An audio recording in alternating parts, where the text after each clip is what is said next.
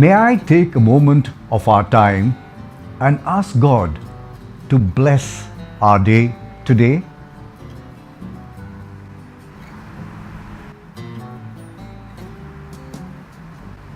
Thank you.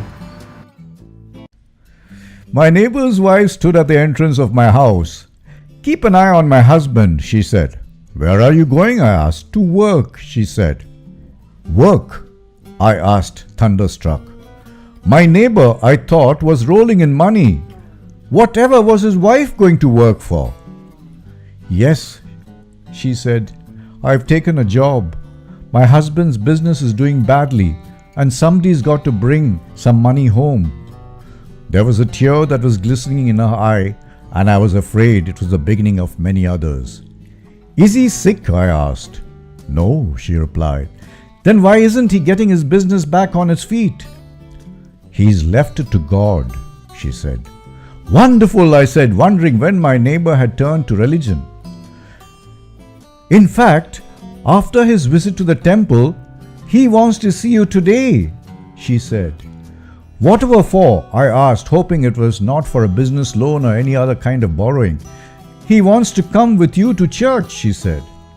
"Church?" I asked in disbelief.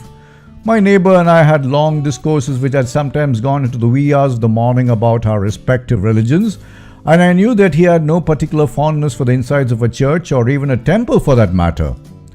He has decided to please every god in this earth so that things will change for the better.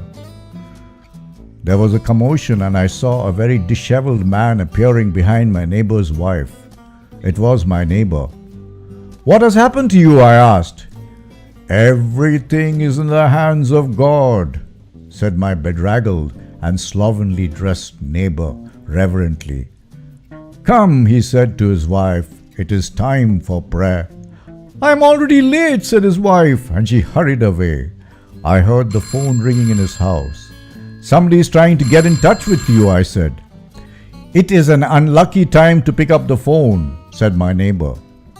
"It could be business," I said. "Everything is in the hands of God." "Why don't you go to your office?" I said. "If the gods want, they will give me enough. If not, they will see that I die. I trust in them." I watched as my neighbor slowly went back to his house and prepared himself for another puja or blessing. "Don't forget," he shouted, "I would like to go to church with you." Through the window, I saw his wife standing at the bus stop, her eyes now wet with tears. I heard the sound of chanting from my neighbor's house and wondered whether it was the god of laziness that my neighbor had suddenly started trusting in. What about you, my friend? What God do you trust in? Thank you. And before I sign off, don't forget to press subscribe on your YouTube so that you will get my talk every single day.